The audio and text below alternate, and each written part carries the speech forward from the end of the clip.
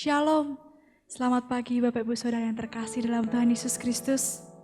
Kita bersama-sama mengucap syukur karena pada hari ini, di tahun yang baru, kita boleh bersama-sama menikmati kasih Tuhan yang begitu luar biasa dalam kehidupan kita.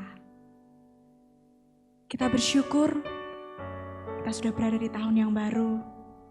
Kita akan memulai tahun yang baru ini dengan semangat, dengan sukacita yang baru, yang tentunya berasal dari Tuhan kita Yesus Kristus. Tahun yang lalu, kita bersama-sama melewati bersama dengan Tuhan. Dan di tahun ini, kita akan lebih terus mencari wajah Tuhan, berjalan bersama dengan Tuhan di setiap musim kehidupan kita. Kita semua percaya Tuhan Yesus, tangan Tuhan, yang akan selalu ada untuk setiap kita. Dan kita semua bersyukur hari ini kita boleh mengawali tahun dan bersama-sama beribadah. Dan kita semua percaya dimanapun kita berada, Tuhan hadir. Dan kuasa Tuhan boleh dinyatakan dimanapun kita berada. Dan biarlah hati kita, kehidupan kita, tetap tertuju kepada Tuhan. Mari kita bersama-sama menyiapkan hati kita. Kita mau datang kepada Tuhan, menaikkan ucapan syukur kita, mengagungkan kebaikan Tuhan. Sungguh hati kami mengucap syukur Tuhan, untuk setiap kebaikan Tuhan yang begitu indah dalam kehidupan kami. Setiap kesehatan, kekuatan yang sudah Tuhan beri sampai saat ini Bapa. Kami sungguh bangga Tuhan memiliki Allah yang sungguh luar biasa seperti Engkau. Kasih-Mu, pertolongan-Mu, kebaikan-Mu Bapa, sungguh membuat kami heran Tuhan. Kami hanya mampu mengucap syukur berterima kasih kepadamu Bapa. Karena begitu besar kasih-Mu atas kehidupan kami. Dan pada hari ini Tuhan, kami membawa hati kami, hidup kami, hanya untuk Engkau. Kami rindu Tuhan untuk selalu dekat dengan Engkau. Kami mau Tuhan selalu setiap hari mengenal akan kasih-Mu, akan kebaikan Tuhan yang begitu besar. Kami mau terus menikmati kasih Tuhan, kebaikan Tuhan dalam kehidupan kami. Ini setiap hati kami Tuhan, kami mau bersama-sama memberikan yang terbaik hanya untuk hormat dan kemuliaan nama-Mu saja Bapa. Terima kasih Tuhan Yesus, terima kasih. Ini setiap kami Bapa.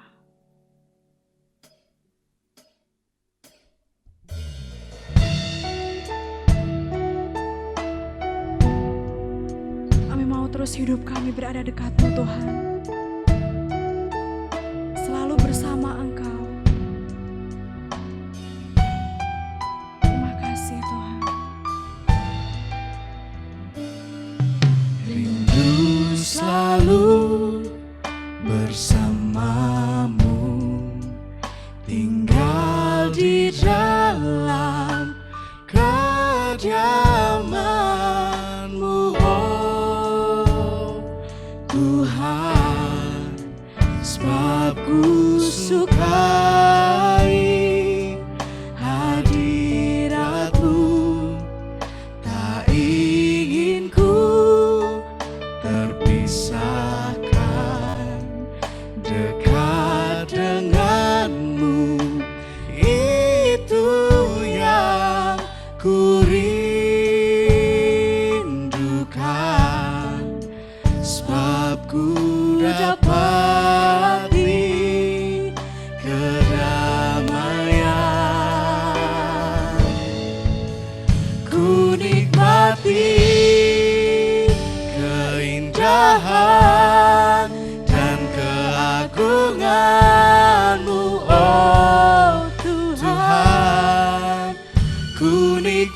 menikmati kemuliaan-Mu, menyembah-Mu dengan segenap hatiku.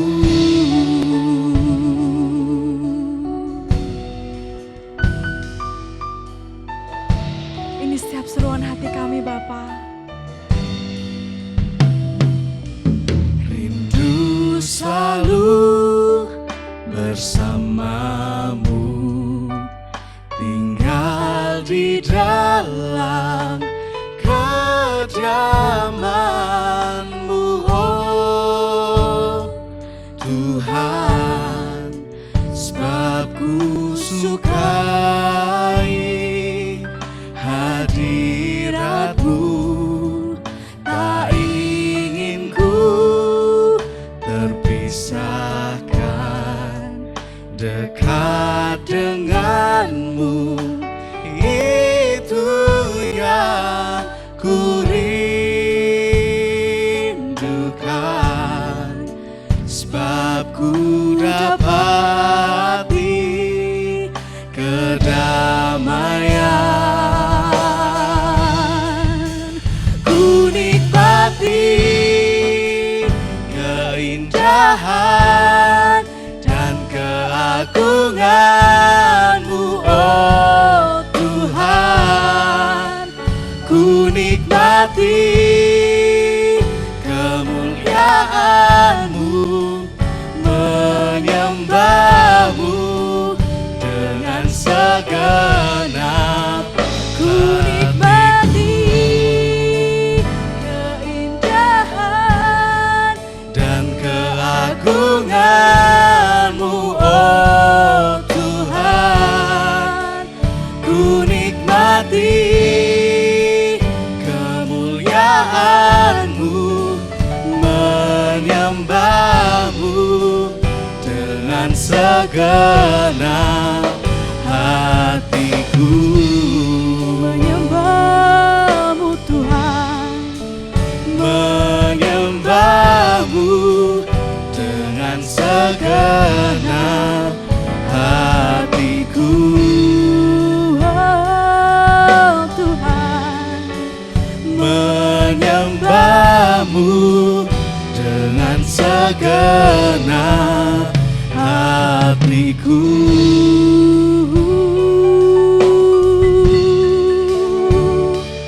Kami menyembah-Mu Tuhan. Kami bersyukur, Kami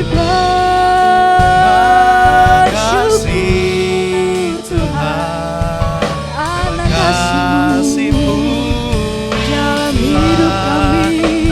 kami percaya Kau bersama kami, dan di samping kami, tak pernah meninggalkan kami. Tuhan,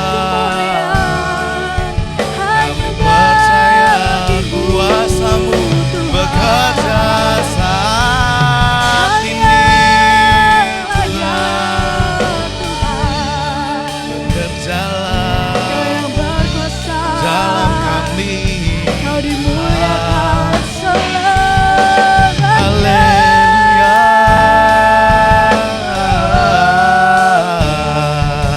Kami percaya Karena kasih-Mu Tuhan, saat ini kami bekerja atas kami. bersyukur Tuhan. Haleluya. Terima kasih Tuhan Yesus. Kami sungguh menikmati kehadiran-Mu Bapa. Kami bersyukur Tuhan, kami boleh ada sampai saat ini. Semua karena keagungan Tuhan yang begitu luar biasa. Dan kami mau terus Tuhan, hidup kami ada dalam rancangan-Mu Bapa. Kami mau Tuhan untuk selalu turut kehendak-Mu. Terima kasih Bapa. Ini setiap seruan hati kami Yesus. setiap doa kami Bapa. Ku nikmati keindahan dan keagungan-Mu, oh Tuhan. Ku nikmati kemuliaan-Mu, menyembah-Mu dengan segenap. Ku nikmati keindahan dan keagungan-Mu, oh Tuhan.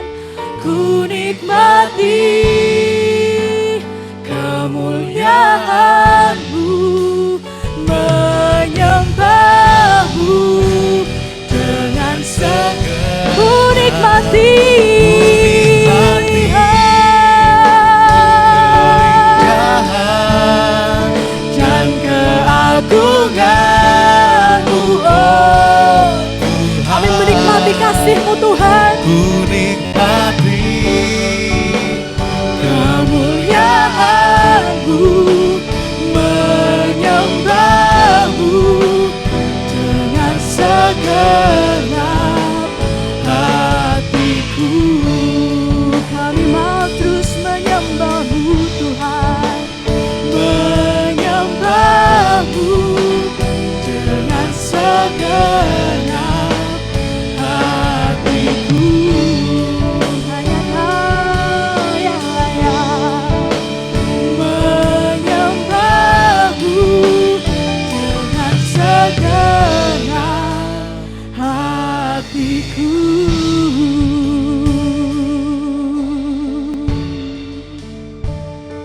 Terima kasih Tuhan Yesus. Sungguh merasakan kasih-Mu. Kami percaya Tuhan, Engkau hadir, kuasa-Mu nyata atas setiap kami Bapa. Ini setiap kami Tuhan, kami siap memberikan yang lebih lagi hanya untuk hormat dan kemuliaan nama-Mu Bapa. Terima kasih Tuhan Yesus, terima kasih. Mari kita sama-sama yang percaya katakan amin. Haleluya, puji nama Tuhan. Karena hanya nama Tuhan yang dahsyat, yang layak kita sembah, yang layak kita tinggikan. Haleluya.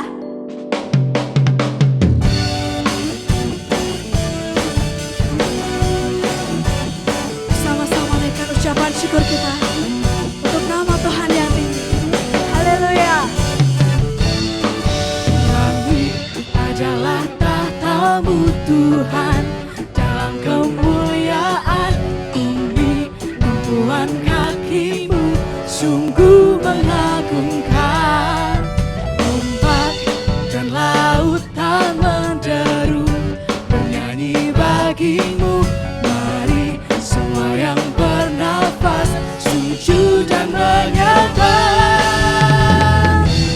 Nama-Mu besar, nama-Mu mulia. Engkau Tuhan yang perkasa, kebesaran-Mu mempesona, ajaib dan mulia. Engkau Raja segala raja, nama-Mu dahsyat di atas segala nama. Haleluya.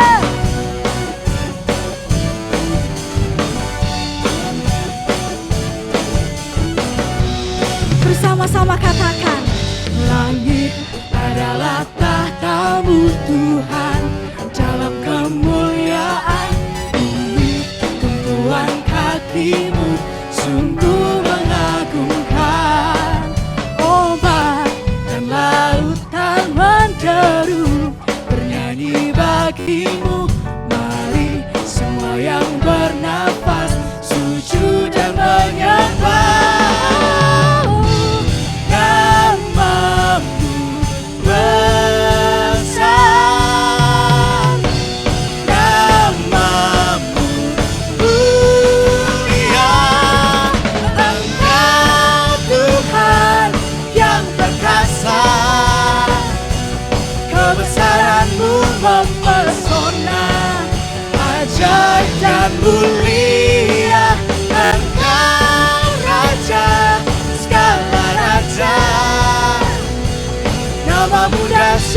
di atas segala nama.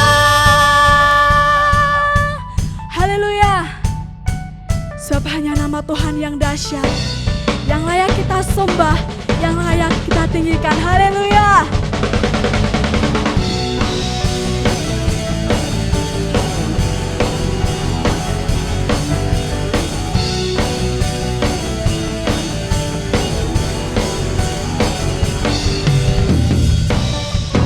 Dan bila setiap kita, mulut kita, hati kita terus menyembah nama Tuhan kita Yesus Kristus.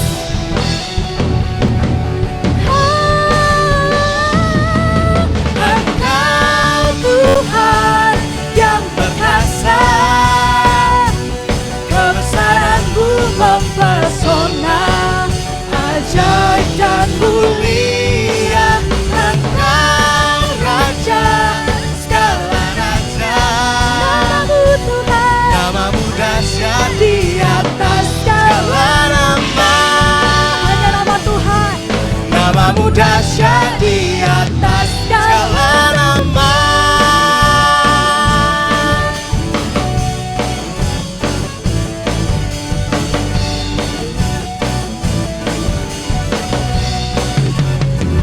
Haleluya. Sorak-sorai hanya bagi nama Tuhan kita Yesus Haleluya. Kristus. Haleluya. Kita bersama-sama menyakapkan setiap hati kita.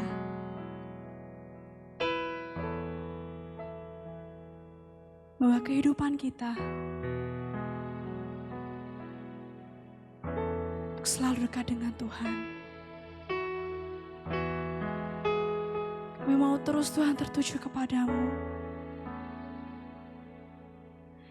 Setiap musim kehidupan kita. Terus memandang Tuhan. Karena hanya Tuhan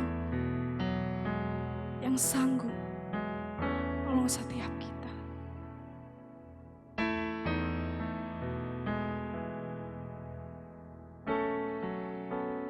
Ku membawa hatiku,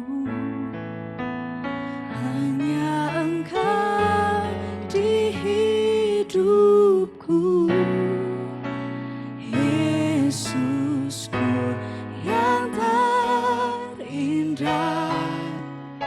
Selamanya ku menyembahmu. Ku membawa hidupku, inilah persembahanku untuk Yesusku yang terindah. Selamanya ku menyembahmu, Yesus. Bersama-sama. Ku membawa hatiku, hanya Engkau di hidupku, Yesusku yang terindah. Selamanya ku menyembahmu. Ku membawa hidupku, inilah persembahanku untuk Yesusku yang terindah. Selamanya ku menyembahmu, Yesus. Kami bawa, ku membawa hati. Hanya Engkau Tuhan di hidup kami. Hanya Engkau Ya Yesus. di hidupku, oh Yesusku yang terindah. Selamanya ku menyembahmu. Ku membawa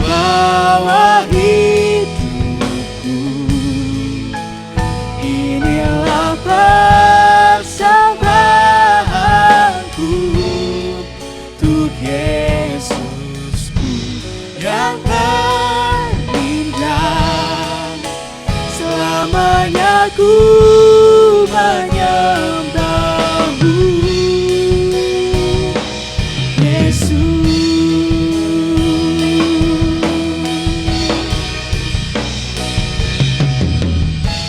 Jiwaku tenang di hadirat-Mu.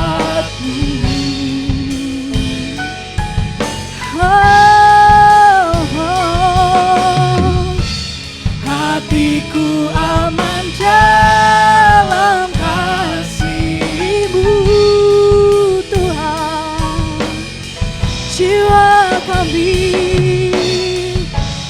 Jiwaku tenang di hadirat-Mu. Hati kami yakin, Tuhan.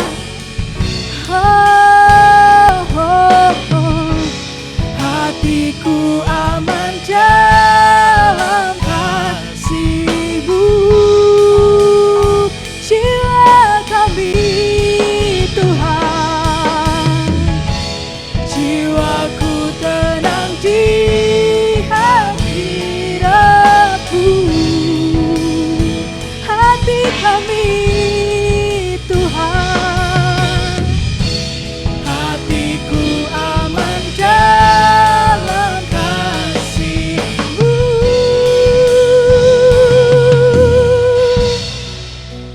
Ku membawa hatiku, hanya Engkau di hidupku, Yesusku yang terindah. Selamanya ku menyembahmu, hanya Engkau, Tuhan, ada dalam kehidupan kami. Inilah persembahanku untuk Yesusku yang terindah. Selamanya ku menyembahmu,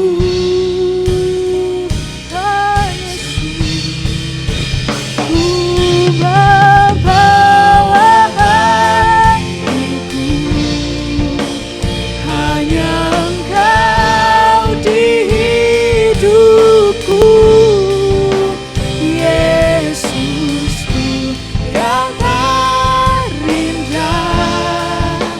Selamanya ku menyembahmu, ku membawa hidupku. Inilah persembahanku untuk Yesusku yang terindah. Selamanya ku menyembahmu, Yesus.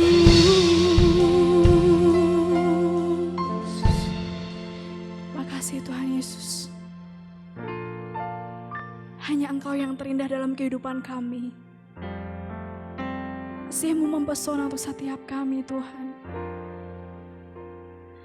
Kami mau terus menyembah Engkau, meninggikan nama Engkau, Tuhan. Di setiap musim kehidupan kami mau terus tertuju kepada Engkau, Bapa. Di setiap kami, Tuhan, kami siap menerima berkat kebenaran firman-Mu. Urapi setiap kami, pakai setiap kami. Kami bersama-sama membuka hati kami, membuka kehidupan kami untuk menerima berkat sukacita dari Engkau, Bapa. Terima kasih Tuhan Yesus, kami siap menerima berkat-Mu hanya di dalam nama Tuhan Yesus Kristus. Haleluya. Amin. Shalom Bapak Ibu, puji Tuhan. Kita boleh masuk tahun 2021. Kita bersyukur karena kita boleh melewati tahun 2020 yang sangat sulit. Karena sesuatu yang baru yang terjadi. Ibadah tidak boleh berkerumun. Sehingga kita melalui online, ibadah lewat online. Dan ini menimbulkan ketidaknyamanan, ya. Tetapi apa boleh buat? Karena ini memang terjadi. Kita mengharapkan tahun ini bisa selesai. Nah, selesai dalam arti pandeminya bisa makin berkurang. Sebab kalau hilang tidak mungkin.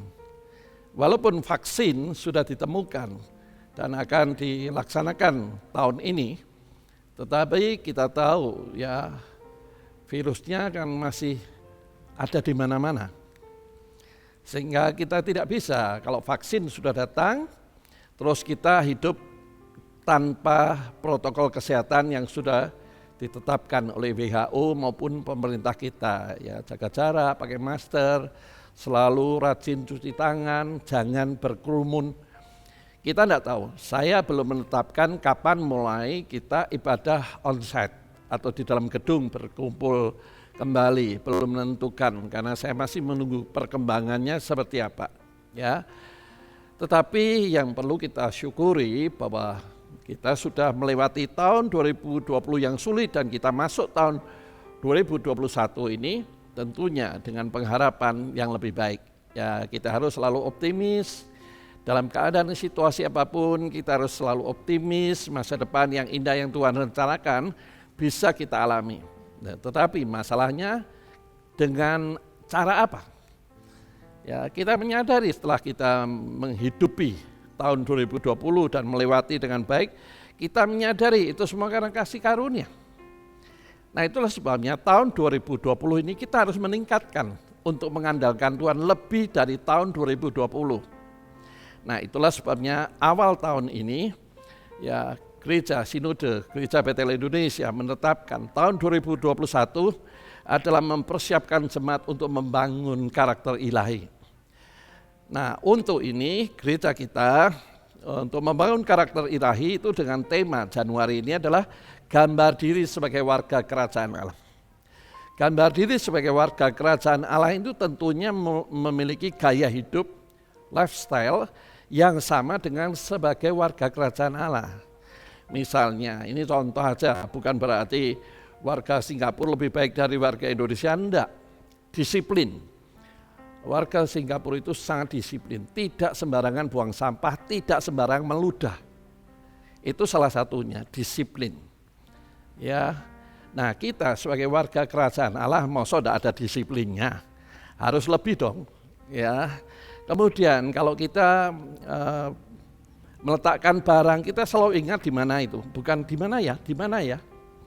Nah, berarti kita harus punya cara yang bisa kita jadikan patokan. Misalnya naruh kunci mobil, ada tempat khusus, bukan naruh kunci sepeda motor itu di sembarang tempat, sehingga ketika kita cari bingung. Itu namanya kita tidak punya standar hidup yang baik, semau gue. Ini harus ditinggalkan. Nah, sebagai warga kerajaan apa? Sebagai warga kerajaan Allah, disiplinnya apa? Rajin doa, baca Alkitab, suka memuji, menyembah Tuhan, dan betul belajar mengetahui apa yang menjadi kendala dalam hidup kita. Itulah sebabnya tema ini masuk tahun 2021 adalah gambar diri sebagai warga kerajaan Allah.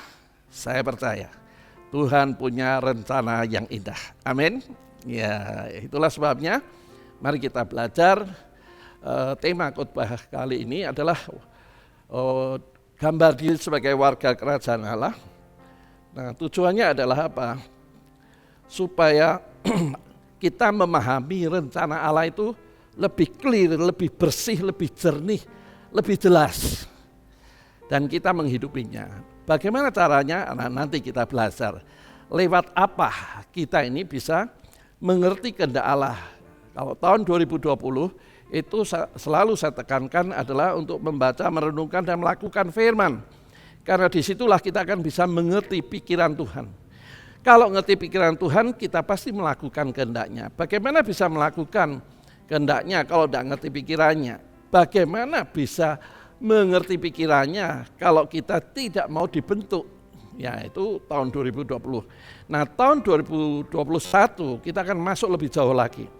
Bagaimana seseorang ini bisa mau mengikuti kehendak Allah di samping rendah hati. Ya, seorang mau dinasihati itu kalau rendah hati. Kalau tidak rendah hati, dia pasti selalu menolak. Ya, kalau anak itu, anak kalau dinasihati orang tua, ya Pak, ya Bu, itu namanya anak yang rendah hati. Tetapi anak yang sombong, ya mesti ngeyel. Udah bisa. Wah, itu seperti itu harus kita hilangkan, itu masa lalu kita. Masa depan kita harus tunduk kepada Tuhan dengan rendah hati. Kalau kita rendah hati pasti mengikuti nasihatnya, ya. Nah, akhirnya kita ini bisa memiliki gambar diri sebagai warga kerajaan Allah. Nah, pentingnya kita memiliki gambar diri sebagai warga kerajaan Allah adalah kita menyadari panggilan Tuhan dalam hidup kita ini adalah memiliki hubungan dengan Tuhan secara baik dan benar. Sudahkah kita memiliki hubungan yang baik dengan Tuhan yang baik dan benar? Menyadari enggak siapa kita di hadapan Tuhan? Siapa kita di hadapan manusia? Dengan pengertian kita di hadapan Tuhan anak kesayangan. Menyadari enggak? Siapa kita di hadapan manusia yang belum mengenal Tuhan tentunya.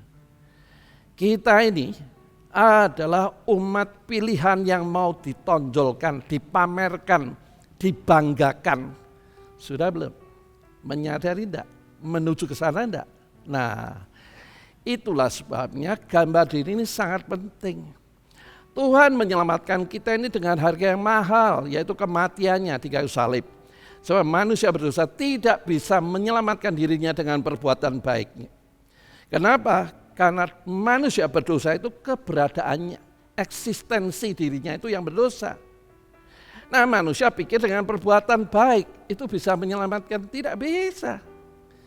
Eksistensi keberadaannya harus ditebus lewat kematian Kristus. Karena tidak ada manusia yang baik, yang benar, yang berkenan untuk menjadi korban untuk menebus dosa, tidak ada. Itulah sebabnya betapa luar biasanya kasih Allah dalam hidup kita yang diwujudkan dengan turun ke dalam dunia. Roh manusia itu roh, Allah itu roh, turun ke dalam dunia menjelma menjadi manusia lewat rahim perawan Maria dan Roh Kudus. Jadi Tuhan Yesus lahir itu tidak ada benih prianya, tapi kuasa Roh Kudus. Supaya apa? Tidak ada benih dosanya. Nah, itulah sebabnya lahirlah Tuhan Yesus. Tujuannya hanya satu, misinya hanya satu, mati di kayu salib untuk menebus dosa manusia. Jadi manusia yang beriman mengaku Yesus sebagai Tuhan Juru Selamat dalam hidupnya, maka semua dosanya dihapus. Nah, sejak itu harusnya orang yang sudah diselamatkan ini memahami isi hati Tuhan, mengerti kehendaknya, mengerti rencananya, supaya hidup kita ini berubah. Dan kalau hidup kita ini berubah bisa dipamerke. Ya, contohnya lah atlet apapun, ya, olahraga apapun, dia harus bayar harganya. Betul-betul latihan, bayar harganya, lari harus sekian puluh kilometer. Kemudian kalau renang, dia harus berapa jam tiap hari. Tujuan utamanya supaya dapat medali, dipamerkan, orang tuanya kan bangga. Jadi proses ini harus dilewati semua orang, yang disebut proses padang gurun. Harus, tujuannya apa? Karakternya berubah. Cobalah atlet itu, kalau sudah tiap hari bangun jam 5, itu disiplin bangunnya jam 5. Menyiapkan diri, langsung pergi ke kolam renang, jam 6 sudah masuk. Latihan 1 jam. Bisa bayangkan? Kalau itu menjadi gaya hidup, berubah kan? Sama, kalau kita ini sebagai anak Tuhan, kita ini harus berubah gaya hidupnya. Ya, suka membaca Alkitab, suka memuji menyembah Tuhan, belajar firman, belajar banyak buku-buku rohani yang berkualitas. Sebab ada banyak buku rohani yang tidak berkualitas juga. Ya, mendengarkan firman, kalau perlu dicatat supaya jangan hilang poin-poinnya. Sebab saya tahu, orang yang mendengarkan khotbah lewat online itu paling-paling sekali. Jarang yang 2 kali, apalagi sampai 3 kali. Itu artinya kan tidak serius. Poin-poin penting yang Tuhan mau untuk dimengerti kan tidak serius mau dimengerti kan. Hanya sekedar ngikuti aja. Sehingga akhirnya tidak tahu apa-apa. Nah itu yang pertama. Kemudian setelah kita ini mengalami pertumbuhan bukan pertumbuhan kalau dia tidak mau dibimbing. Ya Roh Kudus tentunya lewat firman. Nah firman Alkitab yang dibaca ini diterjemahkan oleh hamba Tuhan seperti saya ini menerjemahkan kebenaran firman supaya mudah dimengerti. Nah sebetulnya Roh Kudus itu sudah diberikan kepada kita adalah untuk membimbing, mengajar dan memberitahu hal-hal yang akan datang supaya tahu masa depan kita ini seperti apa. Sejak Tuhan menjalin kita dalam kandungan ibu kita, Tuhan itu sudah meletakkan sebetulnya sifat, karakter dan tentunya tujuan Tuhan dalam hidup kita. Sehingga waktu kita lahir, kita memang tidak tahu apa-apa. Tetapi dalam perjalanan waktu akhirnya kita tahu apa yang menjadi kehendak Tuhan. Kalau sebagai anak Tuhan. Kalau tidak sebagai anak Tuhan, paling orang menilainya dari talentanya, hobinya melukis, hobinya membongkar memasang. Ini calonnya jadi mekanik begitu. Hobinya melukis itu paling itu aja. Tapi tujuan Tuhan dalam hidupnya seringkali tidak tahu. Bagaimana bisa tahu? Ya cari hubungan dengan Tuhan yang baik.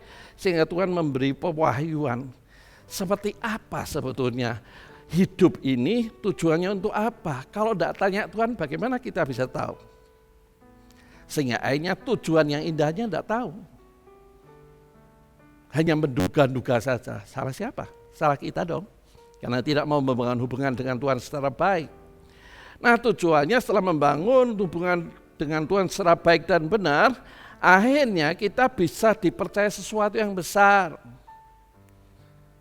Bagaimana seseorang bisa dipercaya sesuatu yang besar kalau dia sendiri tidak mau tahu? Susah ya.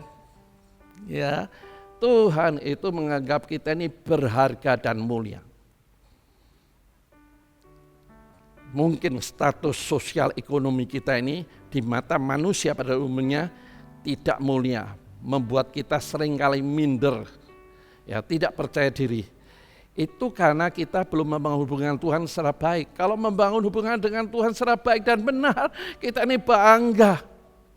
Bukan hanya ditakuti.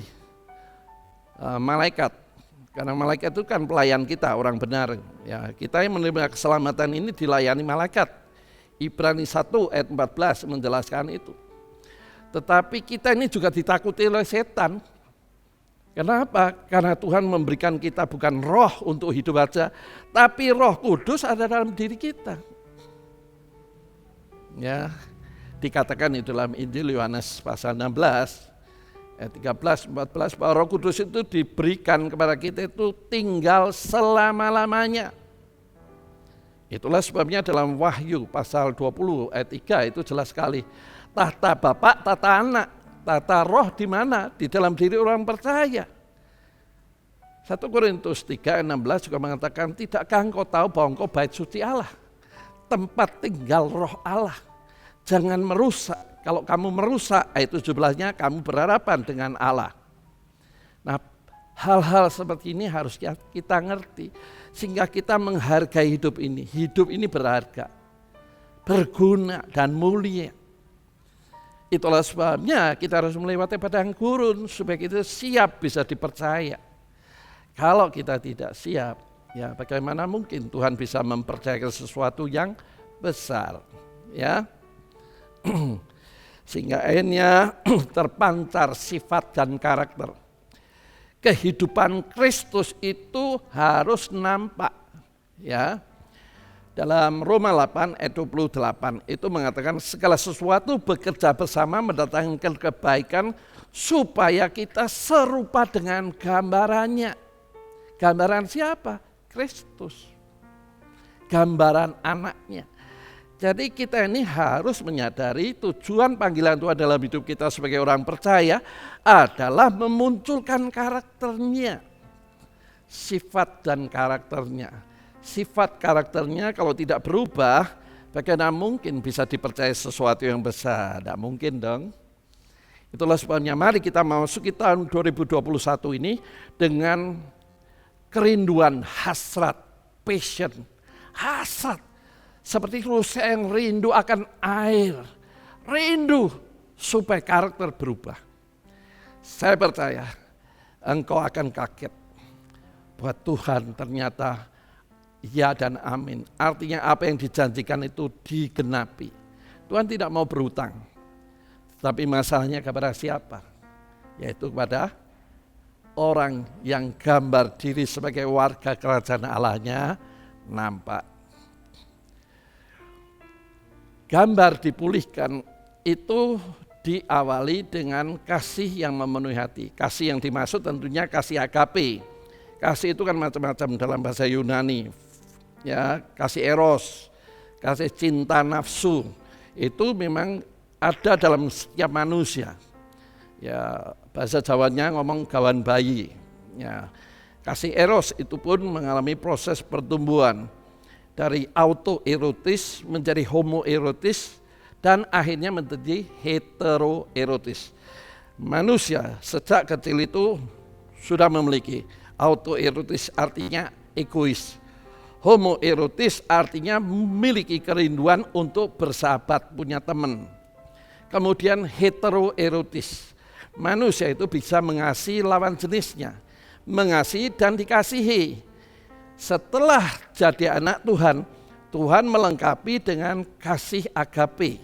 Nah, kasih agape itu diberikan dalam hati orang percaya. Tujuannya apa? Kasih agape itu berkembang, bertumbuh. Dan kalau berkembang, bertumbuh, maka itu bisa dipancarkan lewat hidup orang percaya. Nah, ini awal ya.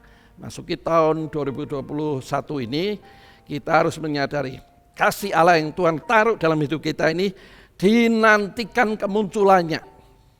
Ya, dinantikan kemunculannya adalah dengan tujuan supaya kasih ini bisa dirasakan orang lain. Nah, banyak konflik dalam rumah tangga karena ini. Kasih agapenya tidak dikembang, hanya egoismenya. Ya, maunya dilayani. Mana ada orang kok maunya dilayani? Ya menikah saja dengan robot. Tinggal diprogram aja. Bisa, justru orang percaya ini adalah dimasukkan dalam sebuah kehidupan rumah tangga supaya ada gesekan. Besi ditajamkan besi, manusia saling menajamkan. Caranya apa? Saling mengasihi, saling melayani, saling mendoakan. Ya, bukan nuntut. Kalau nuntut terus egois, jangan menikah aja. Lah gimana Pak? Saya sudah anak kado. Itulah sebabnya rendah hati. Dibentuk akunya harus dikikis atau disalibkan supaya kasihnya muncul. Kasih agape itu unsurnya hanya satu. Kalau eros itu egois sekali. Filia pun tetap egois. Storge pun egois. Ya, eros, filia, storge. Eros itu kasih antara lawan jenis. Filia kasih persaudaraan sehingga ada di Wahyu itu Philadelphia. Yang ketiga storge. Storge itu adalah kasih ketika menyadari akan punya anak. Waduh, aku mau jadi bapak nih. Aduh, aku mau jadi ibu nih. Nah, itu storge-nya muncul. Jadi kalau belum punya anak, tidak punya itu. Tetapi semua itu unsurnya egois. Memang ada orang tua kebanyakan yang baik itu rela berkorban bagi anaknya. Tapi faktanya di dunia sekarang, berapa banyak orang tua yang menjual anaknya untuk hidupnya. Egois kan? Nah, hanya satu yang tidak egois, yaitu kasih agape. Agapao, yaitu kasih ilahi yang diwujudkan turun ke dalam dunia. Bukan untuk minta, tapi memberi hidupnya. Kalau hidupnya saja diberikan, masuk yang lain tidak diberikan. Ya. Nah inilah yang Tuhan tahu, manusia itu tidak punya kasih agape, adanya eros, philia, storge, sehingga sulit manusia itu mau memenuhi kehendak Allah. Nah kasih agape yang rela berkorban inilah yang harus dibangun lewat ketaatan akan firman, tidak ada cara lain. Sehingga akhirnya hatinya disucikan. Hati berbicara tentang apa? Pikiran, perasaan, kehendak. Ya, pikiran, perasaan, kehendak disucikan dari yang egois, berubah menjadi rela berkorban. Ya, pengaruh masa lalunya itu kan egois manusia ini, membuatnya makin mengandalkan Tuhan sehingga tidak takut khawatir akan masa depan karena mengenal Tuhan. Jadi banyak orang khawatir karena pakai logika. Waduh, ini besok makan apa? Nah, pakai logika. Sedangkan firman Tuhan kan tertulis, burung di udara aja Tuhan pelihara, masa anehnya tidak dipelihara. Masalahnya pakai logika saja, tidak beriman atau mempercayai perkataan Tuhan. Nah, mempercayai perkataan Tuhan itu artinya mengandalkan firman itu ya dan amin, tidak ragu lagi. Kalau seperti itu tidak ada ketakutan dalam dirinya. Masa depan Tuhan jamin.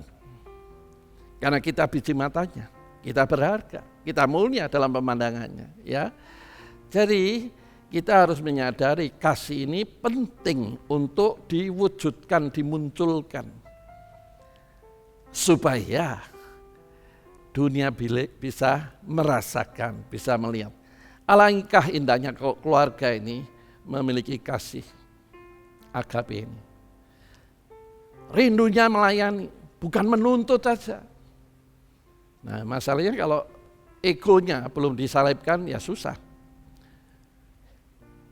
Terus gimana?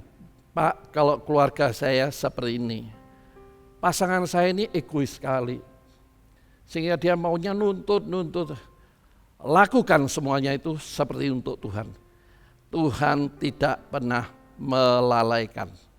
Ya, itu ditulis ya dalam Kolose 3 ayat 23. Itu menjelaskan, lakukan segala sesuatu untuk Tuhan walaupun pasangannya jengkel atau menyakiti hati karena sangat egois. Lakukan bagianmu untuk melayani seperti Tuhan melayani jemaatnya. Walaupun jemaatnya itu egois, menjengkelkan, tapi Tuhan tetap mengasihi. Itu yang Tuhan mau. Lah gimana Pak? Ya lihat aja. Tuhan tidak memandang muka.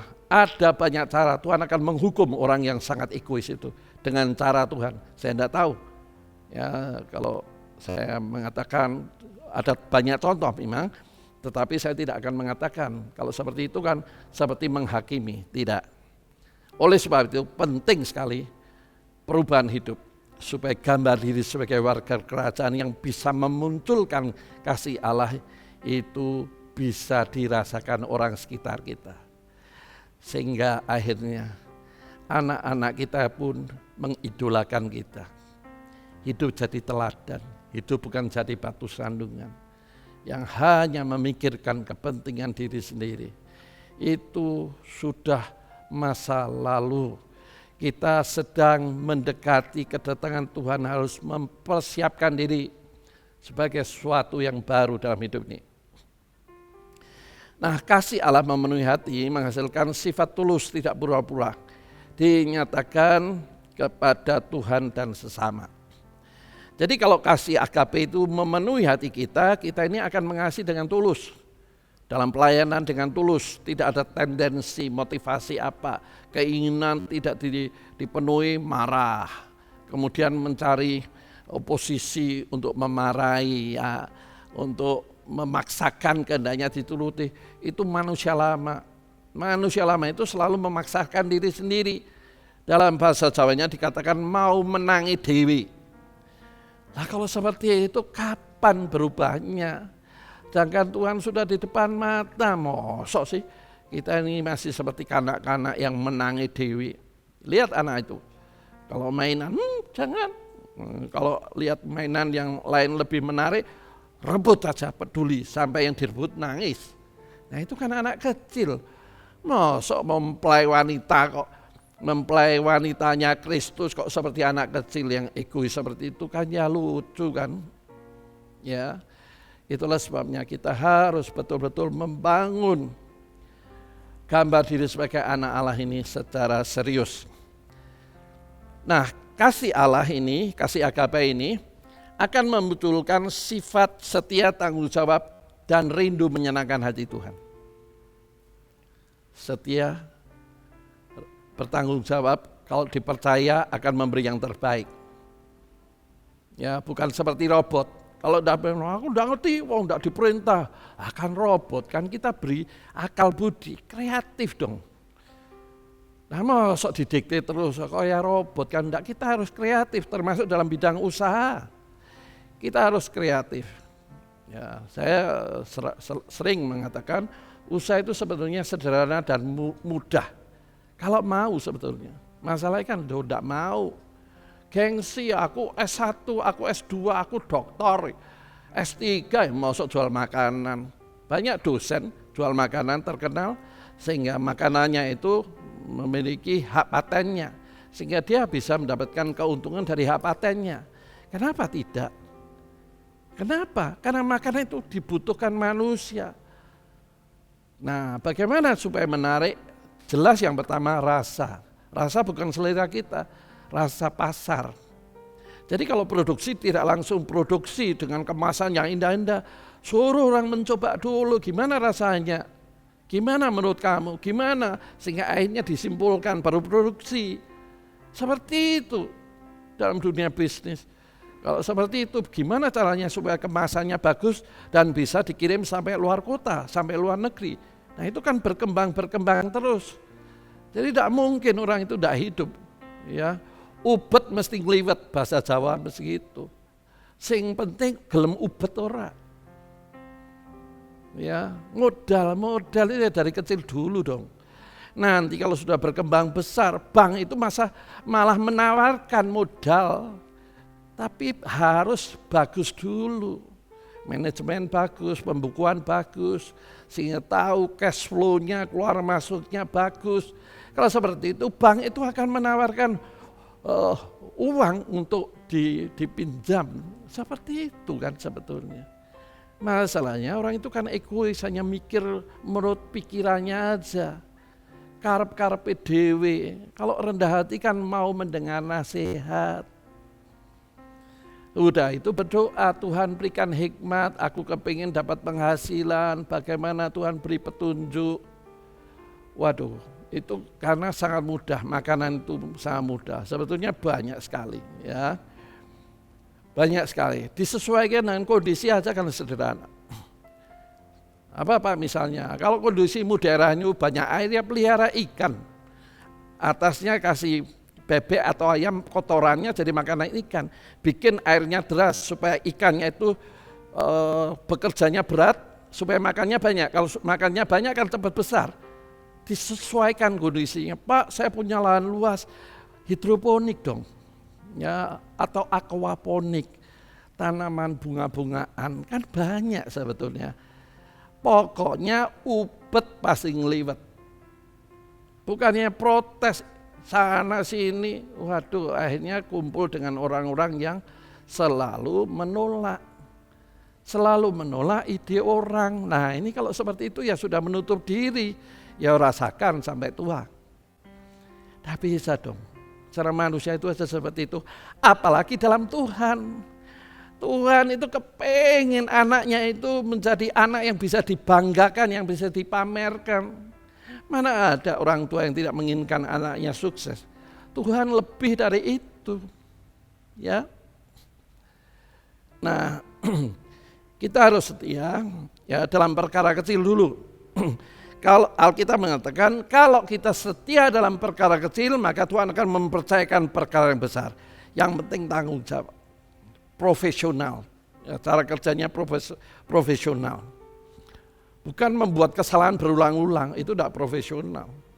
Ya, nah, tujuannya kalau seperti itu, Tuhan pasti menuntun. Nah, selanjutnya, Tuhan sangat sedih karena kasih-Nya disia-siakan karena umatnya fokus hanya berkat dan kebutuhan hidup saja. Nah ini kan manusia umumnya. Fokusnya hanya berkat, hanya hidup. Tujuannya apa? Bisa memuaskan keinginan dagingnya yang ditunda-tunda. Misalnya HP-nya jadul, maka dia berpikir gimana caranya saya punya HP seperti temanku itu. Fokusnya hanya itu aja. Temennya sudah bisa naik sepeda motor, aku masih jalan kaki. Gimana caranya bisa naik sepeda motor? Masa sih fokus seperti itu? Tuhan itu tahu, tepat pada waktunya dan tidak pernah tergesa-gesa. Tidak pernah terlambat, tapi juga tidak pernah tergesa-gesa. Tuhan yang memandang sifat karakter kita ini siap enggak? Ya, siap enggak? Nah, kalau enggak siap ya kita akan hancur. Kenapa? Karena tidak bisa dipercaya. Alkitab sudah menjelaskan, kalau kita ini setia dalam perkara yang kecil, Tuhan percayakan perkara yang besar. Nah, setiap bulan kita diingatkan, saya masuk lebih jauh lagi. Bagaimana mengingat rencana Tuhan, bagaimana meyakini janji Tuhan digenapi, bagaimana segala yang indah yang Tuhan siapkan kita alami lewat perjamuan suci. Ya, setiap bulan kita diingatkan persekutuan dengan Kristus itu lewat perjamuan Kristus. Perjamuan suci maksud saya. Nah, perjamuan suci itu selalu mengingat kita. Ya, kemarin saya mengikuti video klip yang disebarkan atau dibagikan di grup kaum wanita, di mana lewat perjamuan kudus COVID-19 disembuhkan. Jadi perjamuan suci ini sebetulnya punya pengalaman-pengalaman ilahi yang luar biasa. Bukan hanya itu aja, ya, bukan hanya penyakit. Perjamuan suci yang kita lakukan ini, kalau kita lakukan dengan pikiran yang jernih, dengan mengasihi Tuhan dengan sungguh-sungguh, maka kita akan mengalami kuasanya. Kuasanya, karena Kristus hidup dalam diri kita. Jangan biarkan Kristus tertidur. Kenapa tertidur? Karena kita berjalan menurut logika kita terus. Mengabaikan Kristus itu menyedihkan. Ya, Efesus 4 ayat 30 menjelaskan, jangan menduga citakan Roh Kudus. Karena Roh Kudus diabaikan. Ya, berapa waktu yang lalu saya sudah sampaikan. Jangan kaki Dian itu dimasukkan di kolong tempat tidur. Seperti barang tidak ada harganya. Kita utamakan dia. Izinkan dia menjadi raja untuk memimpin. Memutuskan segala keputusan hidup kita. Semuanya yang diputuskan Tuhan itu baik ujungnya. Kita mau? Nah, bagaimana itu? Bangun hubungan lewat perjamuan suci. Walaupun sederhana, karena kita lakukan berulang-ulang tiap bulan. Tetapi kalau kita menyadari hakikat dari perjamuan suci itu, pasti mujizat terjadi. Mungkin sedang pikirannya butek gitu ya, karena masalah bertubi-tubi datang, sehingga seperti orang yang tidak tahu bagaimana jalannya. Saya percaya kalau kita berbalik pada Kristus, roh hikmat dan wahyu akan Tuhan berikan. Roh hikmat dan wahyu membuat kita tahu langkah keputusan apa, solusi apa yang harus kita jalankan. Nah, Roh Kudus, perjamuan suci ini mengingatkan hidup kita ini sudah ditebus, ya. Hidupku bukannya aku lagi, tapi Yesus dalamku. Galatia 2 ayat 20 menjelaskan itu. Hidup kita bukan milik kita lagi, tapi Kristus. Diteguhkan kembali dalam 1 Korintus 6 ayat 19-20. Hidupmu sudah lunas dibayar di kayu salib. Hidup yang kamu hidupi bukan milikmu lagi, tapi milik Kristus. Sadar enggak? Waktu mengambil perjamuan kudus itu kita angin. Hidupku bukan aku lagi. Kalau bukan aku lagi, seyogyanya hidup yang kita hidup ini bukan untuk kepentinganku, tapi bagi kemuliaan namanya. Konsep ini muncul saat perjamuan kudus. Diingatkan kembali. Nah, saya juga mengingatkan kembali. Mengawali tahun 2021 itu, mari sadari bahwa kita ini bukan milik kita lagi, tapi milik Kristus. Kekristenan bukan sekedar percaya, tapi kekristenan adalah mempercayakan hidup di dalam tangannya. Maka dia akan menuntun, membimbing kita kepada rencana yang indah. Mau? Saya percaya kalau konsep ini betul ada, kita akan merasakan hadiratnya. Mengizinkan dia bertahta dalam hidup kita. Untuk memimpin, menuntun kepada rencana yang indah. Nah, Bapak Ibu harus tahu bahwa perjamuan suci ini sudah dilakukan pada waktu Abraham. Ya, dikatakan Bapak orang beriman itu pada waktu mengalahkan Raja Kedorlaomer itu di dalam Kejadian pasal 13 itu 14 itu menjelaskan bagaimana Abraham mengalahkan. Setelah mengalahkan, Abraham memberi persembahan roti dan anggur kepada Melkisedek dan persepuluhan sebagai rasa syukur. Jadi orang yang sadar rasa syukur, dia pasti memberi persembahan pada Tuhan. Di masa itu memberi persembahan kepada Melkisedek, persepuluhan. Jadi awal persepuluhan itu dilakukan oleh Abraham. Nah, seringkali di dalam Alkitab, bahkan saya melihat di YouTube, persepuluhan itu tidak usah. Itu kan zaman perjanjian lama. Justru perjanjian baru itu lebih dari persepuluhan, 100%. Tadi sudah saya singgung, 1 Korintus 6 ayat 19. Tidakkah engkau tahu bahwa hidupmu adalah milik Kristus? Berapa persen itu? 100% kan? Nah, tujuannya apa? Kita melihat salah satu tujuannya di dalam Maleakhi pasal 3. Yang 90% itu bisa dipagari supaya tidak hilang tanpa arah. Jadi kalau kita komitmen hanya mengembalikan 10% dari penghasilan kita, maka kita bisa menikmati yang 90%. Lah Pak, kalau saya ini kurang-kurang ini, percayalah Tuhan itu bisa membuat seperti janda Sarfat. Nggak habis-habis minyaknya. Saya punya teman, ya, punya anak, dan anaknya ini biasa minum susu yang 400 gram, ya. Biasanya 5 hari selesai. Ketika 2 hari dia sudah berdebar-debar. Ini kalau habis saya tidak punya uang ini. Bisa tahan 1 bulan itu. Tuhan itu membuat mukjizat dulu, sekarang sampai selama-lamanya sama. Yang penting sikap hati kita mengandalkan Tuhan, sungguh Tuhan pasti pelihara dengan caranya yang ajaib.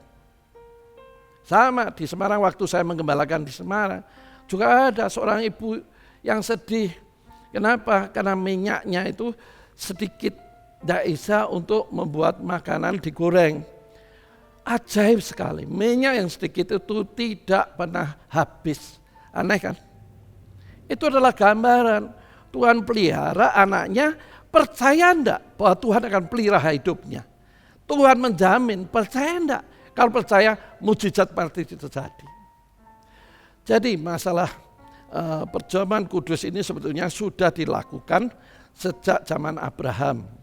Ya, ditulis dalam Kejadian pasal 14 ayat 7 sampai 19. Nah, setelah itu memerintahkan bangsa Israel lewat perjamuan Paskah saat keluar dari Mesir. Ya, saat keluar dari Mesir itu, nah Tuhan dalam Keluaran itu dijelaskan malam sebelum keluar itu mereka menyembelih, ya, kambing domba. Itu gambaran. Setelah digenapi oleh Tuhan Yesus dalam Lukas 22 itu, maka berubah menjadi roti dan anggur. Nah, di masa pandemi ini kan tidak ada anggur, boleh teh, boleh sirup. Ya, tujuannya yang mengingatkan, ya, sebagai gambaran aja. Ya, nah saya kan sedang cerita bagaimana bangsa Israel keluar. Bangsa Israel keluar itu maka darah domba itu dioleskan di jenang pintu. dan mereka makan roti tak beragi, ya, dan makan bersama dalam keluarga. Sehingga ketika malaikat maut lewat, ada tanda darah di jenang pintu, malaikat maut tidak masuk dalam keluarga orang percaya. Itu adalah gambaran. Ketika kita mempercayakan hidup kepada Tuhan, maka kita ini memiliki tanda darah milik Kristus. Demit resodulit setan nuratuyan. Nyadari enggak? Ada meterainya. Jangan ganggu, ini anakku. Menyadari enggak? Anugerah Allah sedemikian luar biasa. Jadi aneh kalau orang percaya itu takut sama setan. Setan yang harusnya takut. Karena ada tanda, ada meterai. Ada banyak kesaksian. Saya sering mengatakan, menyampaikan itu kesaksian. Tapi sekarang enggak. Ya. Nah setelah keluar, nah proses hidup padang gurun. Itu bangsa Israel tidak mau tunduk taat. Maunya Tuhan memenuhi keinginannya. Kalau kita di masa anugerah masih seperti itu, salah kita kan. Sedangkan Tuhan ingin membawa kita ini dari satu kemuliaan kepada kemuliaan yang lebih. Kanaan kan gambaran satu tempat gemah limpah roh jinawi. Susunya, anggurnya itu sampai dipikul. Ya, di dalam Bilangan 13 itu dijelaskan 12 orang yang masuk untuk mensurvei keadaan Kanaan itu seperti apa. Anggur aja sampai dipikul, seperti apa itu? Itu kan gambaran janji Tuhan dalam hidup orang percaya umat pilihannya itu sangat luar biasa. Cuma masalahnya bangsa Israel waktu itu menolak untuk Tuhan itu menjadi raja dalam hidupnya. Ditulis dalam Keluaran 19. Musa kamu aja mewakili, saya takut sama Tuhan. Karena kemuliaan yang dinyatakan di atas gunung Horeb itu sangat menggetarkan. Ya, tidak mau. Ketika dipimpin Samuel pun tidak mau. Kepingin raja, maka raja pertama bangsa Israel adalah Raja Saul. Itu karena penolakan bangsa Israel. Kita sebagai orang percaya kok tetap menolak Yesus sebagai raja. Loh Pak, saya tidak menolak Yesus sebagai raja. Tak ada, ngikuti tidak kehendak Tuhan dalam hidup kita. Nah, jadi kalau diaplikasikan, kita akan sadar kan. Itulah sebabnya gambar ini belum nampak. Kalau gambar ini belum nampak, bagaimana mungkin kita bisa dipercaya Kanaan istilahnya. Janji Tuhan yang luar biasa. Ya kita hanya tahu, kalau melihat orang dipulihkan, kita hanya iri. Menyudutkan, mendiskreditkan, mengatakan yang jelek-jelek masa lalunya. Sedangkan masa lalu kan Tuhan hapus. Masuk kita mengingat lagi, oh Tuhan aja menghapus kan. Ya. Perjamuan suci mengingatkan kita adalah tubuh Kristus. Kita di dalam Dia, di dalam kita. Ya, Yesus sebagai kepala, kita tubuhnya. Dan kalau kita sebagai tubuhnya, kita harus berfungsi. Ya, pemuritan sudah mengajarkan itu. Ya, bulan November yang lalu sudah diajarkan. Apakah kita ini berfungsi sebagai tubuh Kristus? Indikasinya apa? Handar beni, merasa memiliki, mendoakan kebutuhan, permasalahan di dalam gereja itu juga menjadi pemikiran dan pergumulan kita bersama, ya, mendoakan. Perjamuan suci dilakukan dengan hati hormat, bersyukur, koreksi diri dalam kehidupan sehingga menghasilkan berkat pemulihan dalam keluarga, kesehatan, jemaat satu dengan yang lain. Ditulis dengan jelas 1 Korintus 11 ayat 29-32. Ya, makan dan minum perjamuan itu kita harus memikirkan satu dengan yang lain. Kalau tidak bisa mendatangkan kutuk. Loh Pak, jangan menakuti, enggak. Contohnya Yudas Iskariot. Kapan dia mendapatkan peneguhan untuk menjual Tuhan Yesus? Pada saat mengambil perjamuan kudus. Sehingga dalam Yohanes itu jelas Tuhan kata memberikan kepada Yudas Iskariot supaya sadar itu. Dan Tuhan ngomong apa? Lakukan apa yang sudah kau pikirkan. Tuhan tahu hatinya Yudas kan. Jadi kalau kita ini mengambil perjamuan kudus dengan rasa hormat, mengasihi dan syukur pada Tuhan, mendatangkan berkat. Kalau tidak hanya rutinitas. Ya, saya tidak tahu, saya tidak menghakimi. Ya. Oleh sebab itu perjamuan kudus tidak bermanfaat bagi yang tidak komitmen. Ya. Sejak perjanjian lama, ya Keluaran 12, 43, 45. Jadi bangsa Israel yang keluar dari Mesir itu bukan hanya bangsa Israel tok, tapi ada bangsa Moab, bangsa-bangsa lain yang ditawan jadikan budak oleh kerajaan Mesir itu juga ikut keluar. Nah itu tidak boleh mengambil perjamuan kudus kalau tidak komitmen. Ya aku mau menyembah Allah yang kau sembah, itu namanya komitmen. Jadi kalau tidak mau komitmen sebagai umat pilihan Allah, sebetulnya tidak layak mengambil perjamuan kudus. Ada ayatnya. Ya. Jadi perjamuan kudus itulah mengerat hidup kita. Ulangan 30 ayat 6. Sunat yang dimaksud adalah sunat hati. Diulang lagi dalam Roma 8 ayat 28 29. Yahudi yang sesungguhnya itu bukan karena status sebagai bangsa Yahudi, tapi orang yang mengerat hatinya. Itu berbicara tentang umat pilihan Allah itu seyogyanya dia mengerat hatinya. Sehingga hati yang lama berubah menjadi hati yang penuh kasih. Jadi kalau kita mengambil perjamuan suci, kita mengingatkan agungnya karya salib. Sungguh luar biasa. Manusia berusaha berbuat berkenan di hadapan Allah dengan perbuatannya salah.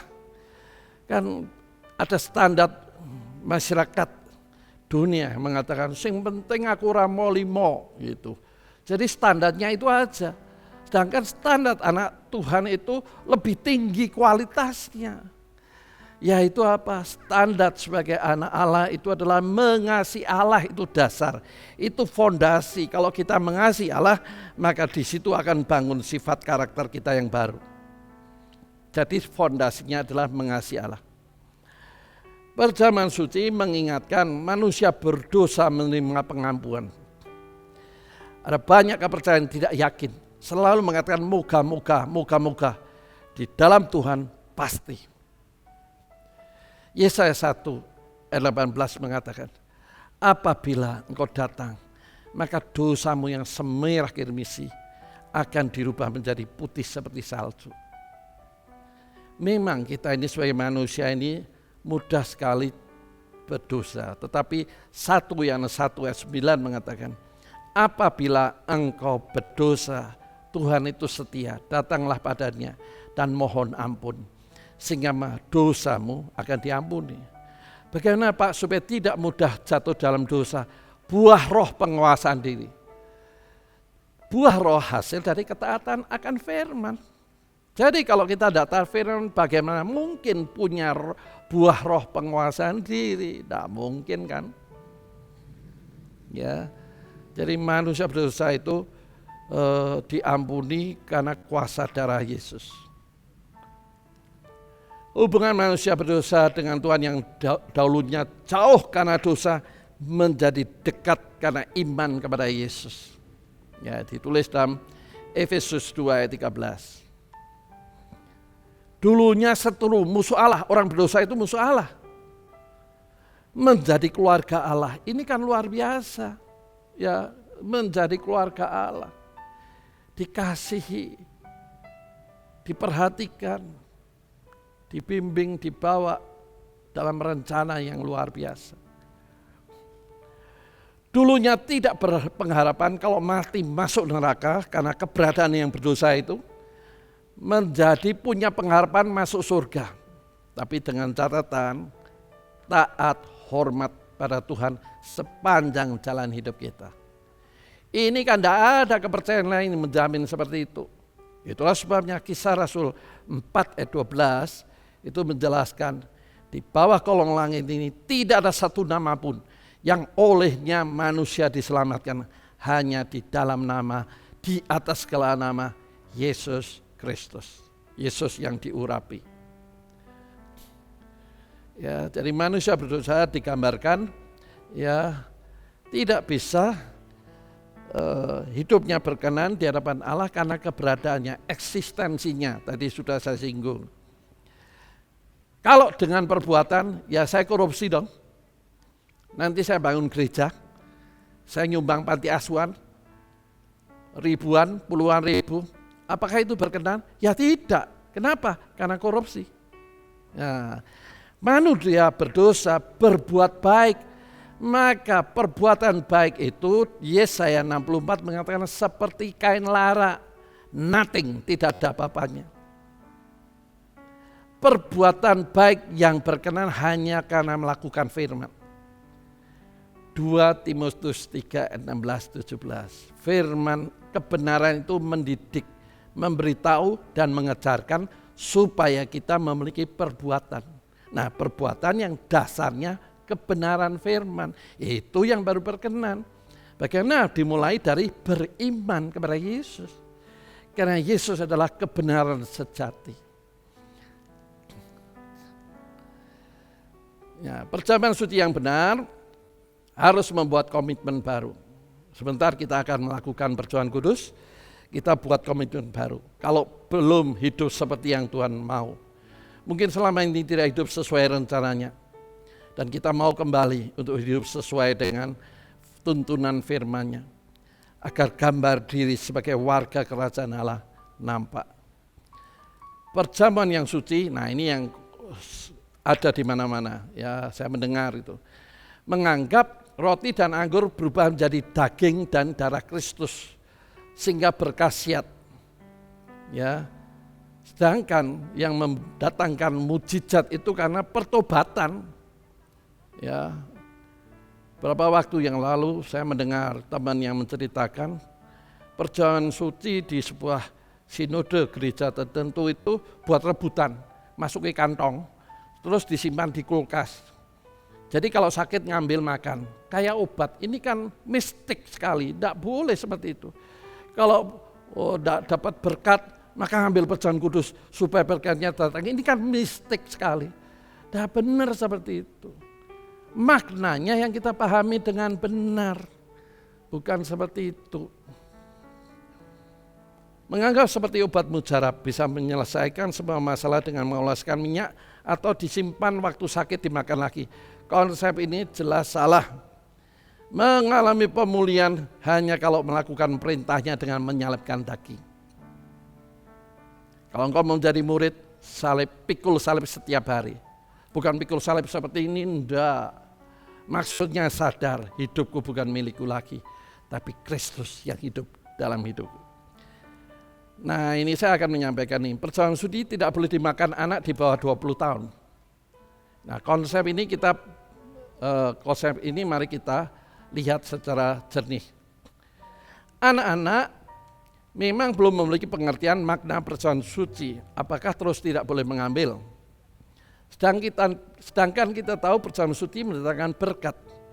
Bukankah anak di bawah pengawasan orang tuanya yang berdoa bagi anak-anaknya, sehingga saat sakit tumpang tangan berdoa, Tuhan jamah, aku percaya bilur-bilur darah Yesus menyembuhkan. Artinya orang tua ini kan peduli pada anaknya. Kalau orang tua peduli pada anaknya, masa Tuhan tidak peduli? Kalau orang tua menyadari perjamuan suci, perjamuan kudus ini sangat besar manfaatnya. Anak belum tahu, tapi iman orang tuanya yang tahu, mengharapkan anaknya bisa mengenal Tuhan secara baik. Itulah sebabnya dalam Ulangan 6 ayat 7 menjelaskan bahwa ajarkanlah anak di mana saja kau berada, di sepanjang jalan, saat tidur pun harus mengajarkan, supaya anak ini mengenal Tuhan. Ya, kalau anak ini tanya, untuk apa ayah, untuk apa bapak mengambil perjamuan kudus, jelaskan dengan baik. Inilah gambaran bahwa Kristus telah mati bagi kita, sehingga kita ini punya masa depan yang cerah. Jelaskan pengorbanan Kristus, walaupun belum mudeng, tapi semua yang terekam suatu saat akan muncul sehingga anak mengenal. Dan akhirnya anak pun menerima kasih karunia Allah. Penting enggak?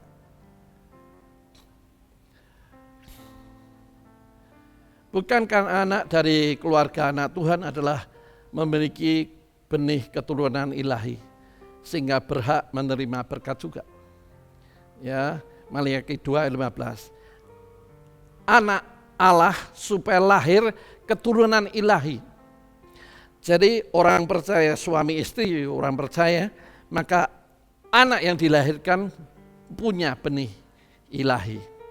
Cuma pada waktu dewasa, remaja, dia harus dibimbing supaya dia memiliki pengakuan iman dan mengandalkan Tuhan secara pribadi. Ya. Pengertian ini bukan berarti keselamatan diterima berdasarkan keturunan, tidak, ya salah ya. Tetapi orang tuanya mengajarkan Injil siang dan malam kepada anak-anaknya, sehingga Tuhan memberikan iman kasih karunia kepada anaknya. Jadi tugas orang tua itulah membimbing, bukan nyerahkan sekolah minggu aja, tidak bisa seperti itu. Itulah sebabnya kalau kita ini sekolah minggu lewat online, siapkan anak sebagaimana biasa kita ngikuti sekolah minggu, bangun pagi, mandi, pakai pakaian yang sopan, dan dampingi untuk menjelaskan. Itu tugas orang tua loh, ditulis dalam Ulangan 6 itu. Gereja ini kan hanya memvisualisasikan supaya mudah dimengerti. Tapi sebetulnya mendidik anak itu tugas orang tua, bukan gereja. Nah banyak orang, wes gereja wae, apa gereja wae, seolah-olah dia lepas tanggung jawab. Salah itu. Tugas orang tua membimbing anak, memberitahu cerita-cerita, mungkin sekolah minggu sudah ceritakan versi lain, dikaitkan dengan kehidupan. Itu tugas orang tua sebetulnya. Supaya anaknya mengenal Tuhan secara baik. Jadi apakah kita berhak menghalangi berkat Tuhan bagi anak-anak sehingga tidak bisa menerimanya? Bukankah Tuhan Yesus mengatakan dalam Matius 18 ayat 10, jangan menghalangi anak-anak untuk datang kepada Tuhan. Menghalangi ini bukan jangan sekolah minggu, bukan itu. Menghalangi berkat lewat perjamuan kudus kepada anak yang merupakan milik pusaka Allah. Itu tugas orang tua. Jadi saya mengizinkan perjamuan suci boleh diambil anak-anak. Kecuali anak yang bayi, ya batuk-batuk karena ada kalau alkohol, ada alkoholnya, enggak. Ya, saat mengambil perjamuan kudus yang berdoa adalah orang tuanya. Agar anaknya juga menerima berkat dari perjamuan suci. Yang berdoa memang anak tidak mudeng, tapi orang tuanya. Tuhan lewat perjamuan kudus ini, biarlah anakku mengenal Engkau secara pribadi. Bukankah hari-hari terakhir ini kita mendengar betapa anak-anak itu memiliki pengalaman pribadi dengan Tuhan? Apakah kita berhak menghalangi mereka untuk mengalami Kristus secara pribadi? Tidak kan? Itu justru satu kebanggaan, rasa syukur. Amin. Iya. Jadi kesimpulannya, pemulihan gambar diri sebagai warga kerajaan dimulai mengembangkan kasih agape dalam hidupnya. Sehingga hidup ini bisa rela berkorban, bukan nuntut saja. Setiap menerima perjamuan kudus kita diingatkan betapa agung dan mulia pengorbanannya. Sehingga berpotensi menerima pemulihan dalam semua aspek kehidupan kita. Kesehatan kita, keluarga kita, dan tentunya ekonomi kita. Lewat perjamuan kudus. Karena perjamuan kudus ada kuasa di dalamnya. Amin. Mari kita datang pada Tuhan dengan menaikkan pujian. Mulia, mulia bagi anak domba. Haleluya, haleluya. Betapa mulianya karyamu ya Tuhan.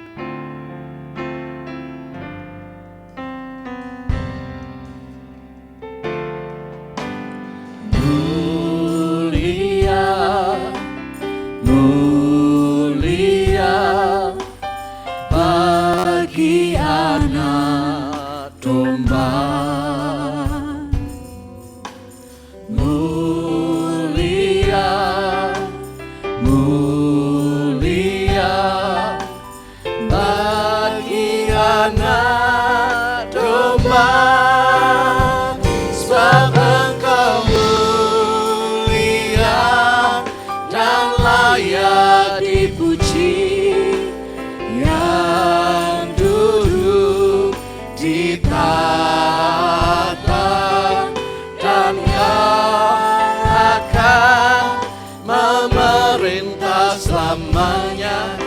atas semua yang di bumi. Mulia, mulia. Mulia, mulia bagi anak domba. Mulia, mulia bagi anak domba. Sebab Engkau mulia dan layak dipuji, yang duduk di tahta dan yang akan memerintah selamanya atas semua yang di bumi. Sebab Engkau mulia dan layak dipuji, yang duduk di tahta dan yang akan memerintah selamanya atas semua yang di bumi. Dan Kau akan memerintah Atas semua yang di bumi. atas semua. Atas semua yang di bumi.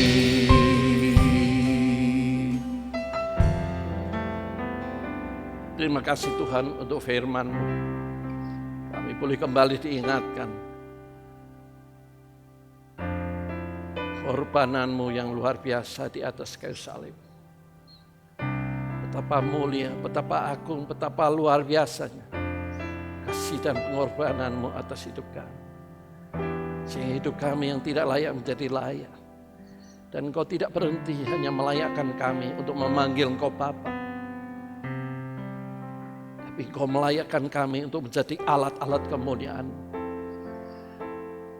Kau rindu hidup kami bisa dipamerkan. Sebelum dipamerkan, Kau memulihkan hidup kami dengan segala kebaikan yang memang Kau siapkan bagi kami.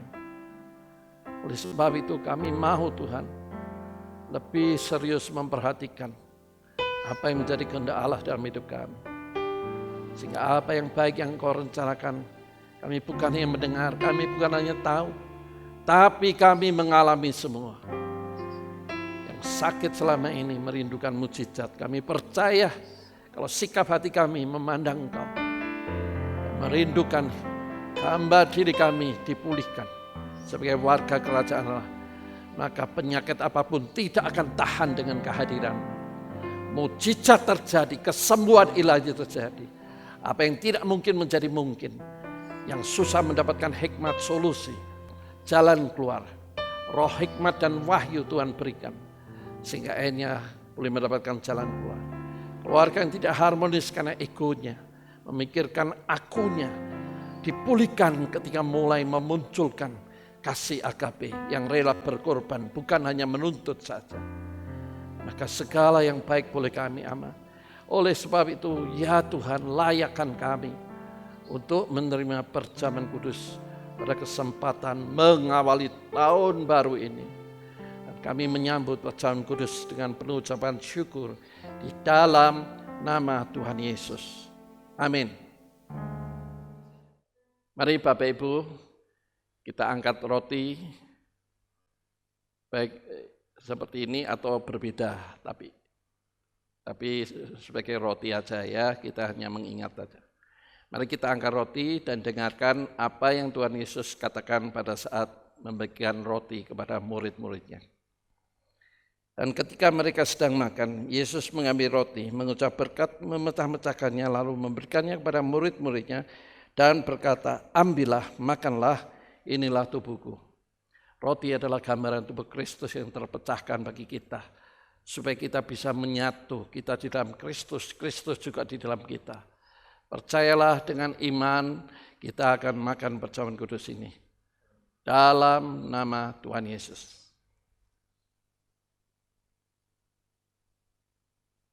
Terima kasih Tuhan.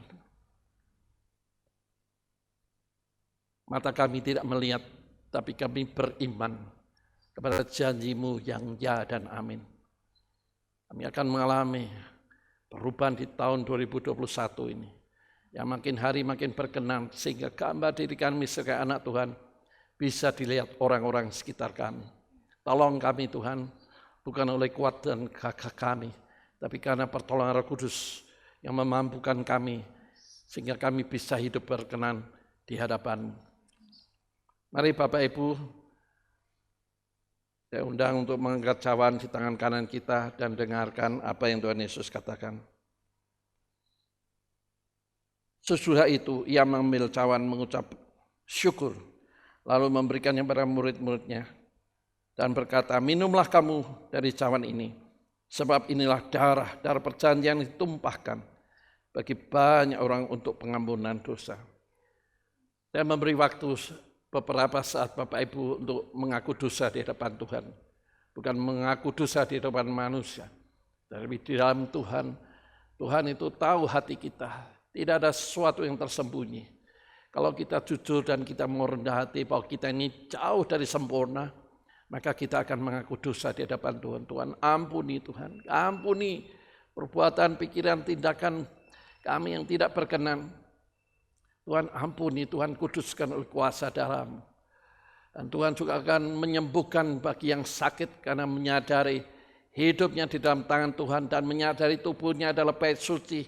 Maka Tuhan pasti menjaga, melindungi dan memberkati bait sucinya. Supaya dengan tubuh yang sehat bisa memuliakan nama Tuhan. Tuhan keluarga yang tidak harmonis yang saat ini mengambil perjamuan kudus dan mungkin sedang bergandengan tangan. Karena mereka menyadari kesombongan mereka. Tuhan pulihkan. Kalau ada anak-anak yang mengikuti Tuhan, berkati anak-anak. Sehingga tidak ada yang tidak menerima berkat perjamuan kudus pada saat ini. Sehingga kami boleh memasuki tahun 2021 ini bersama Tuhan. Maka kami akan melihat kemuliaan yang Tuhan sediakan, siapkan bagi kami. Mari Bapak Ibu kita minum di dalam nama Tuhan Yesus. Terima kasih Tuhan. Saya percaya Engkau sedang menjamah, Engkau sedang memulihkan kami. Pikiran kami, perasaan kami, emosi, kehendak kami. Kami salibkan sehingga kami boleh hidup dalam tuntunan, bimbingan, dan pimpinan Roh Kudus saja. Tuhan tolong kami. Jamah kami, sembuhkan saat ini Tuhan, yang sakit disembuhkan. Hamba minta di dalam nama Tuhan Yesus yang sakit disembuhkan. Kuasa darah Yesus dinyatakan. Pilur-pilurnya menyembuhkan. Segala sakit penyakit maupun kelemahan. Karena gen Tuhan juga pulihkan. Sehingga kami sungguh-sungguh menjadi anak Allah yang bisa menjadi kesaksian. Terima kasih Tuhan. Kami terima semua berkat-Mu dengan penuh ucapan syukur. Di dalam nama Tuhan Yesus. Amin. Bapak Ibu, mari kita dengarkan pengumuman. Pengumuman minggu ini adalah sebagai berikut. Pada masa siaga COVID-19, mari saudara tetap menjaga kesehatan. Kita terus membangun kehidupan rohani secara pribadi maupun bersama keluarga di rumah masing-masing. Tetaplah berdoa untuk keluarga, gereja, kota, bangsa, dan negara kita. Meskipun ibadah kita laksanakan secara online, mari tetap memberikan persembahan seperti ketika kita beribadah setiap minggu di gereja. Persembahan dapat diserahkan kepada bendahara gereja, Bapak Yusa Hartono, melalui rekening atau dimasukkan ke kotak persembahan yang ada di gereja.